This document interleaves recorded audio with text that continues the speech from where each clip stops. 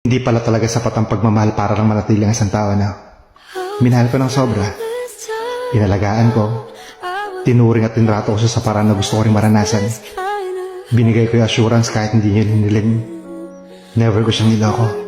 At oo, that's the reason kung bakit niya ako iniwan. Not at all but most of the people nowadays, they all live because we are too kind. Naboboring daw sila. Masyado daw komplikado. Mahalin mo ng sobra. Pucha, iiwan ka rin naman.